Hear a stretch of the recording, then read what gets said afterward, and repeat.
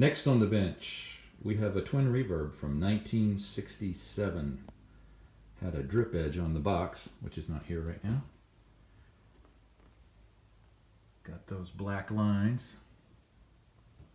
And I've been cleaning up the faceplate a little bit, and you can see what it used to look like because I haven't cleaned right there yet. Anyway, this is in pretty rough shape. I normally work on them with the knobs away from me. But this one cooked a power transformer. The guy asked me what would cause that, and I said, well, 53 years of faithful service, somewhere in that neighborhood.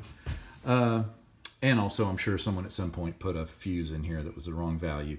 It's got the stench from the burnt power transformer, and those of you out there who have smelled it, there's no mistaking that smell. I've seen it clear studios very quickly. So today, I've done some other work here, but I'm on a video installing this power transformer and also the choke.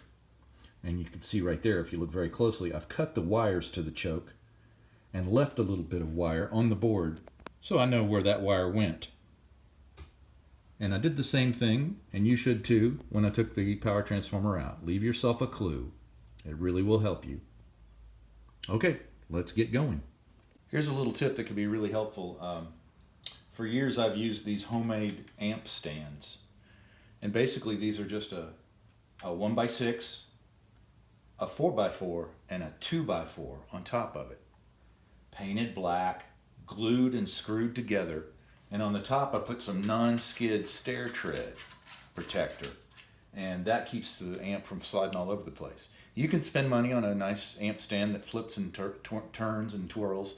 But I've been using this for 30 years. Works fine.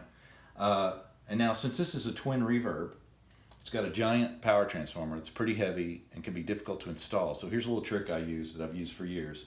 I use a 2x4 to elevate this transformer up so that it will meet with the chassis when it's on my amp stands. So here I'll demonstrate.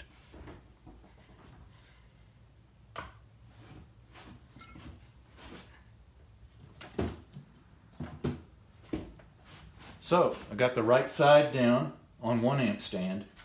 I'm going to poke this wires up through here. I put a little piece of tape on them to help hold them, sort of. There we go. So I just hold the wires and gently drop this down. Not unlike putting a motor in a Volkswagen. All right, so these holes are lined up and this drops right on it. And it's much easier from this position with this support down here to lift this up and bolt it in. And the wires are out of my way. All right, so I got a closer view on the thing here. What I did is the power transformer, I put the 4 KEP nuts, KEP 832 nuts, and tightened them with an 11/32 nut driver, or 9mm works, and just did each one crisscross like a drum head, and slowly raised it up. And now there's clearance under it, and the 2x4 will slide right out.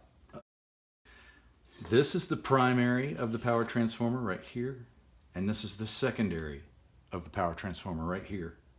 So all of these wires are going to connect to the wall, the power outlets, and all of these wires are going to connect to the components inside the amp. And some of these have some pretty high voltages, so it's something to be concerned about. Certainly don't want to plug this in while you're working on it.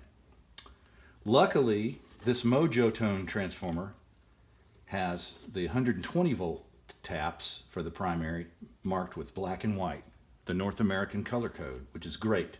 So I don't need any of these others, but I don't want these to interfere electronically with this primary. So what I have to do is cut them and put heat shrink on the ends so that they don't touch each other or anything else inside the amplifier. And a cool trick is to make sure that you stagger them. So I'm going to leave enough that if I wanted to, I could hook it up.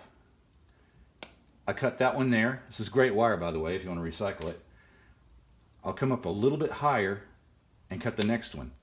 So even if the heat shrink came off, they're not likely to touch each other because they're different lengths.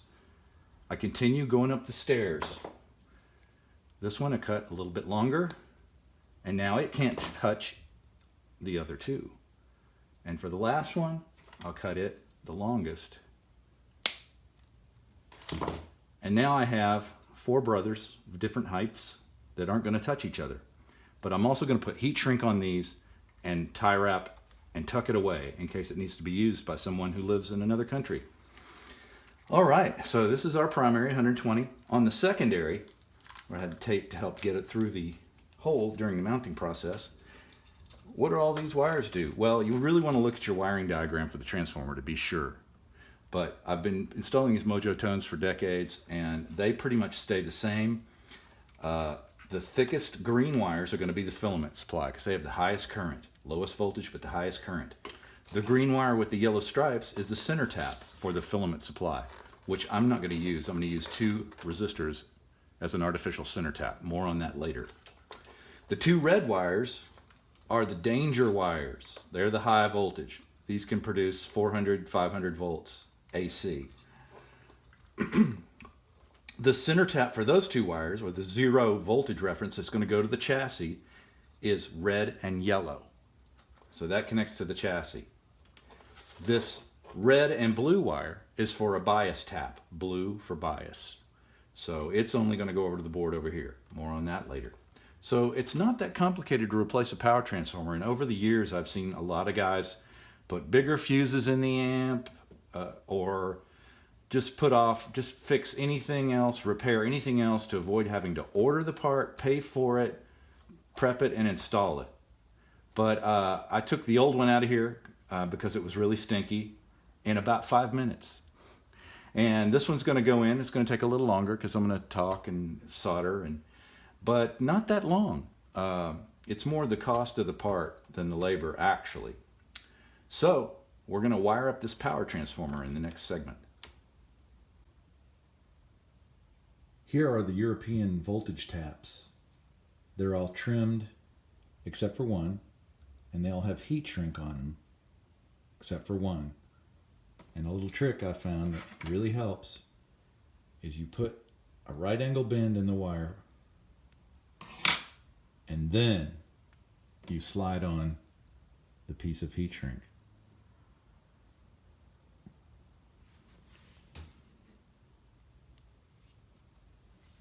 And it won't slide down the wire. It stays right there. So you can use your heat shrink gun. Keep it moving.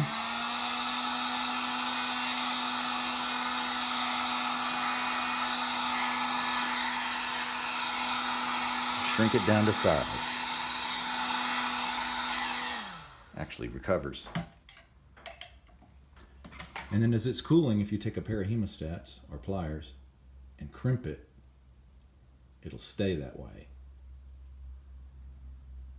So it gets a better grip on the wire, and it prevents anything from poking in the end, the open hole in the end.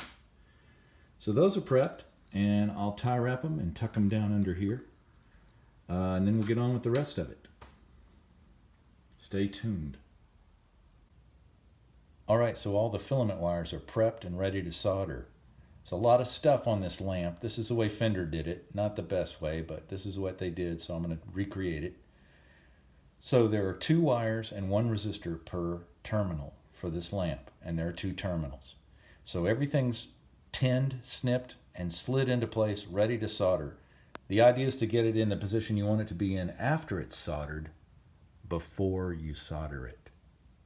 And you want to watch about having the right tension on the wire, because if this wire is too long, it's going to push against this connector and just melt the insulation on the wire instead of giving you a good clean solder joint.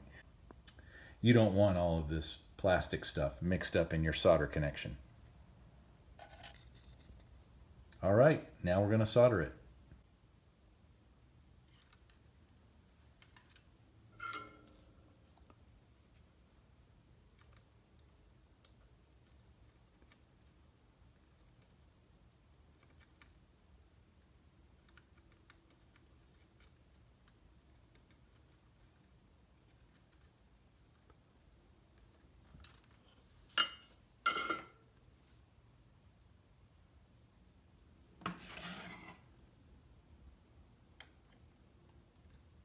And then we double check everything. Make sure it's good, solid connection on there. And when we've determined that, then we can trim it and make it look neat. By the way, before you test this amp, you want to turn it upside down outside and whack it with a nut driver and get all the little pieces of solder out of it and metal flakes and pieces of wire. Make sure you clean it out before you power it up, because when you solder, you can make a mess.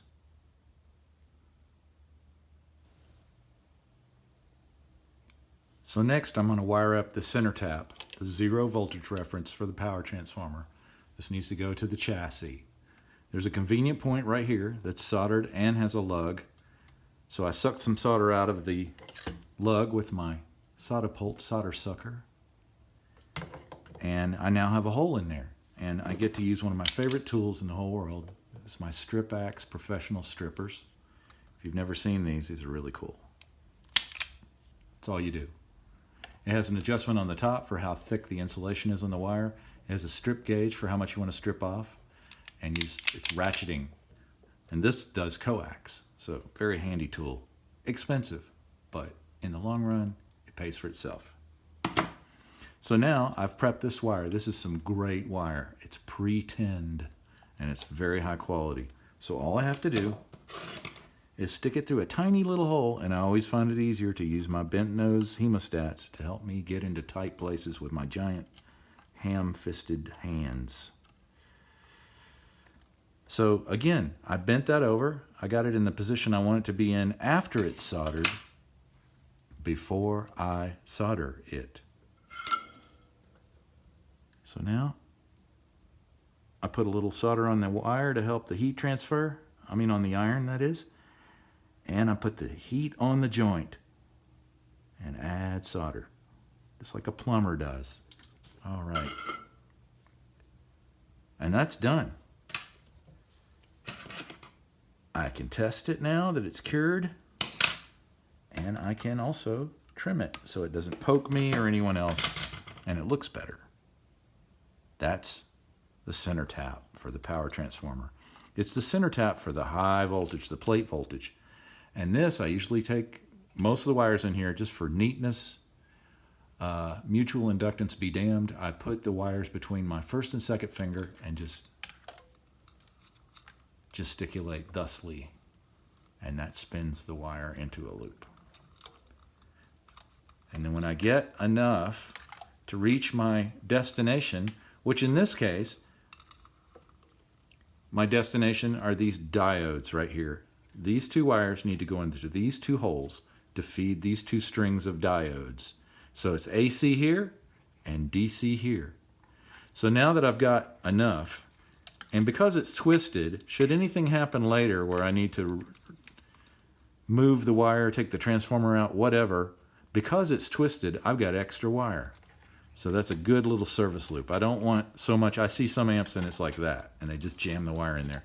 That's not the way you do it.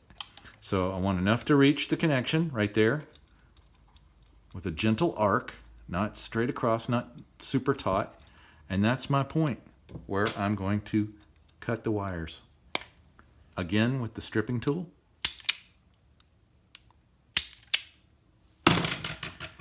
I'm going to twist these gently. Now these stranded wires are not tinned together. They have tin on the wire, but I'm just going to go ahead, bend these up where I can work on them, and put just a little bit of solder on there to keep them from fraying, because they do like to fray.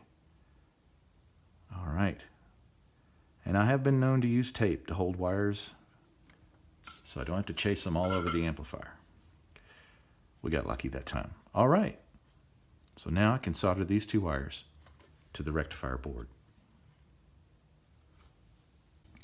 And now the only thing left to solder on this power transformer is the primary. And that's the 120 volt primary for America, where it plugs into the wall. And to meet the modern electrical code, I've wired it so that the neutral of the power transformer, the white wire, connects directly to the neutral of the power line coming in. Right here, I'm using a lug on the courtesy outlet, which this customer decided wanted to keep this outlet here. When it comes in, the hot will come in and go to the fuse first. Then from the fuse, it's going to go over to the on-off switch. Now in this case, This amp was always on. The customer just plugged it in and it was on because the power switch was completely fried. So we have a new one here. A new Carling, exactly like the original. A single pole, single throw. It makes or breaks a connection. That's all there is to it. And I always like to clean up the contacts with some 400 sandpaper. Get them shiny just like a plumber does with pipes. Blow the dust off of it. And then they come with two nuts that a lot of people confuse. They're on backwards, so it's obviously confusing. Obviously confusing. So this ring right here, this is not actually a nut. It's a knurled thumb wheel. And it's designed to go on the inside of the amp to allow you to adjust how far this switch sticks out from the back of the amplifier. And you want it to be almost flush with the nut.